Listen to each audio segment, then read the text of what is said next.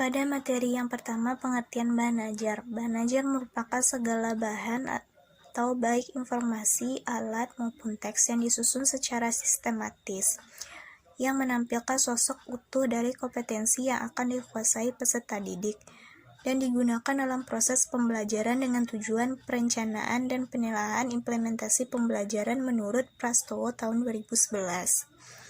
Selanjutnya, menurut Panen tahun 1995 dan Setiawan tahun 2007 menjelaskan, bahan ajar adalah bahan atau materi pelajaran yang disusun secara sistematis, yang digunakan guru dan siswa dalam proses pembelajaran. Selain itu, menurut Lestari tahun 2013, menyatakan bahwa bahan ajar adalah seperangkat materi pelajaran yang mengacu pada kurikulum yang digunakan, atau dalam hal ini adalah silabus perkuliahan, silabus mata pelajaran, dan proses pelajaran. Berdasarkan pengertian dari para ahli tersebut, dapat disimpulkan bahwa bahan ajar adalah semua bahan atau materi pelajaran yang akan dikuasai oleh peserta didik, yang disusun secara sistematis, dan digunakan dalam proses pembelajaran dengan mengacu pada kurikulum yang berlaku dalam rangka mencapai tujuan pembelajaran yang telah ditentukan. Tujuan dan manfaat penyusunan bahan ajar. Bahan ajar dikembangkan dan disusun dengan tujuan yang pertama, menyediakan bahan ajar yang sesuai dengan tuntutan kurikulum dengan mempertimbangkan kebutuhan peserta didik, yakni bahan ajar yang sesuai dengan karakteristik dan setting atau lingkungan sosial peserta didik. Yang kedua, membantu peserta didik dalam memperoleh alternatif bahan ajar di samping buku-buku teks yang terkadang sulit diperoleh. Yang ketiga, memudahkan guru dalam melaksanakan pembelajaran menurut Amri dan Ahmadi tahun 2010. Amri dan Ahmadi tahun 2010 mengatakan bahwa pengembangan bahan ajar sangat bermanfaat bagi guru. Manfaat tersebut adalah yang pertama, diperoleh bahan ajar yang sesuai dengan tuntutan kurikulum dan sesuai dengan kebutuhan belajar peserta didik. Yang kedua, tidak lagi tergantung kepada buku teks yang terkadang sulit untuk diperoleh.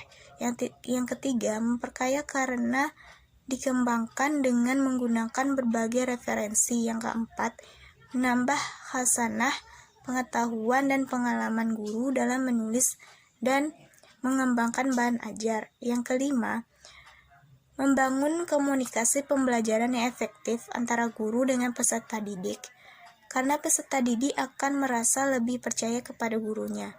Dan yang keenam, menambah angka kredit jika dikumpulkan menjadi buku dan diterbitkan. Selain bermanfaat bagi guru, pengembangan bahan ajar juga bermanfaat bagi siswa atau peserta didik. Adapun manfaat bahan ajar bagi siswa atau peserta didik, yang pertama, kegiatan pembelajaran menjadi lebih menarik. Yang kedua, kesempatan untuk belajar secara mandiri dan mengurangi ketergantungan terhadap kehadiran guru.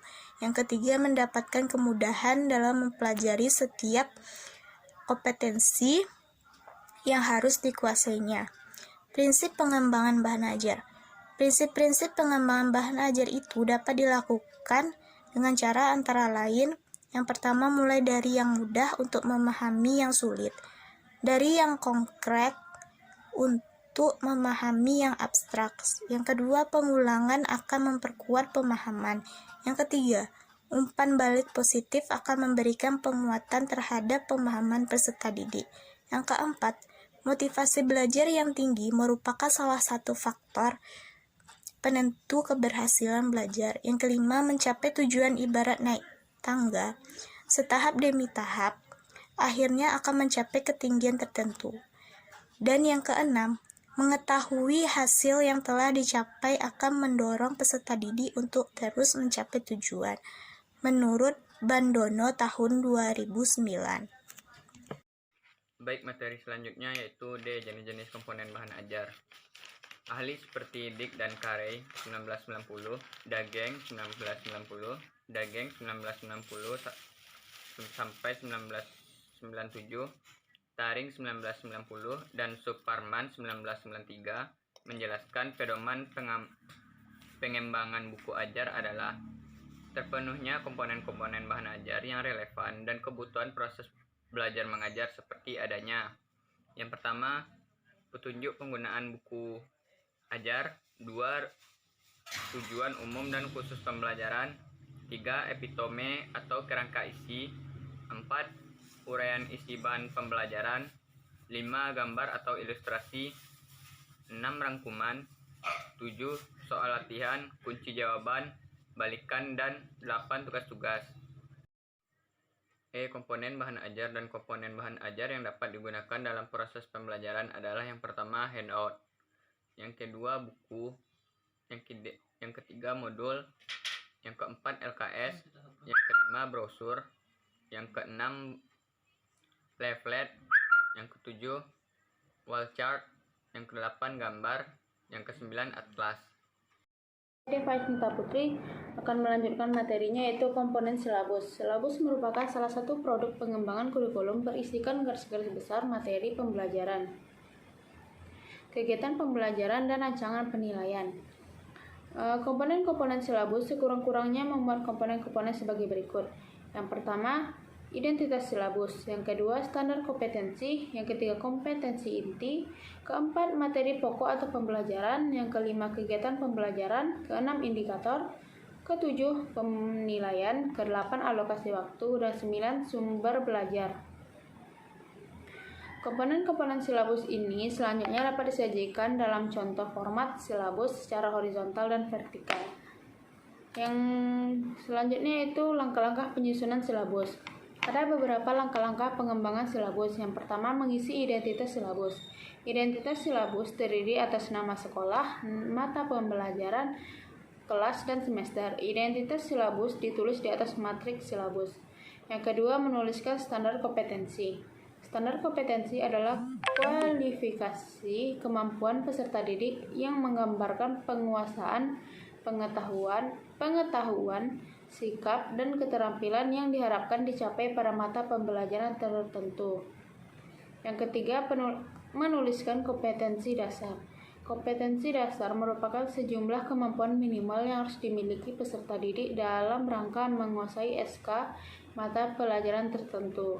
Kompetensi dasar dipilih dari yang tercantum dalam standar isi. Sebelum menentukan atau memilih kompetensi dasar, penyusun terlebih dahulu mengkaji standar kompetensi dan kompetensi dasar mata pelajaran dengan memperhatikan hal-hal sebagai berikut. Yang pertama, urutan berdasarkan hierarki konsep disiplin ilmu dan tingkat kesulitan kompetensi dasar. Yang kedua, keterkaitan antar standar kompetensi dan kompetensi dasar dalam mata pembelajaran. Yang ketiga, keterkaitan standar kompetensi dan kompetensi dasar antar mata pelajaran.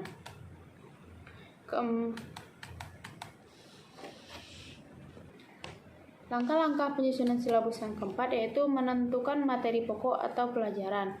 Dalam menentukan materi pokok atau pembelajaran harus dipertimbangkan yaitu yang A. Relevansi materi pokok dengan SK dan KD. B. Tingkat pengembangan fisik, intelektual, emosional, sosial, dan spiritual peserta didik. C. Bermanfaatan bagi peserta didik. D. Struktur keilmuan. E. Kedalaman dan keluasan materi. F. Relevansi dengan kebutuhan peserta didik dan tuntutan lingkungan. Dan alokasi waktu. Yang kelima yaitu mengembangkan kegiatan pembelajaran. Kriteria dalam mengembangkan kegiatan pembelajaran adalah sebagai berikut. Yang pertama yaitu kegiatan pembelajaran disusun bertujuan untuk memberikan bantuan kepada para pendidik agar mereka dapat bekerja dan melaksanakan proses pembelajaran secara profesional sesuai dengan tuntutan kurikulum.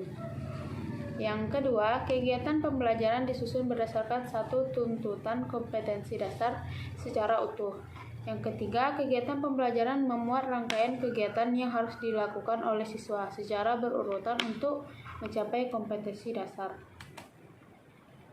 Yang keempat, kegiatan pembelajaran berpusat pada siswa atau student center. Guru harus selalu berpikir kegiatan apa yang bisa dilakukan agar siswa memiliki kompetensi yang telah ditetapkan. Yang kelima, materi kegiatan pembelajaran dapat berupa pengetahuan, sikap, dan keterampilan. Keenam, perumusan kegiatan pembelajaran harus jelas, memuat materi yang harus dikuasai untuk mencapai kompetensi dasar. Ketujuh, penentuan urutan langkah pembelajaran sangat penting, artinya bagi KD yang memerlukan persyaratan tertentu. Kedelapan, pembelajaran bersifat spiral atau terjadi pengulangan pembelajaran materi tertentu. Kesembilan, rumusan pernyataan dalam kegiatan pembelajaran minimal mengandung dua unsur penciri yang mencerminkan pengelolaan kegiatan pembelajaran siswa, yaitu kegiatan siswa dan guru dan objek belajar. Langkah-langkah penyusunan silabus yang keenam yaitu merumuskan indikator. Untuk mengembangkan instrumen penilaian terlebih dahulu diperhatikan indikator. Oleh karena itu, di dalam penentuan indikator diperlukan kriteria-kriteria sebagai berikut. Yang pertama, sesuai dengan tingkat pengembangan berpikir siswa. Yang kedua, berkaitan dengan standar kompetensi dan kompetensi dasar. Ketiga, memperhatikan aspek manfaat dalam kehidupan sehari-hari atau life skill. Yang keempat, harus dapat menunjukkan pencapaian hasil belajar siswa secara utuh. Ada kognitif, afektif, dan psikomotor. Selanjutnya itu memperhatikan sumber-sumber belajar yang relevan. Selanjutnya dapat diukur atau dapat dikuantifikasikan atau dapat diamati. Dan yang terakhir itu menggunakan kata kerja operasional yang dapat diukur. Langkah-langkah penyusunan silabus yang ketujuh yaitu penilaian. Penilaian pencapaian kompetensi dasar peserta didik dilakukan berdasarkan indikator. Di dalam kegiatan penilaian ini terdapat 3 kompetensi penting yaitu teknik penilaian, bentuk instrumen, dan contoh instrumen.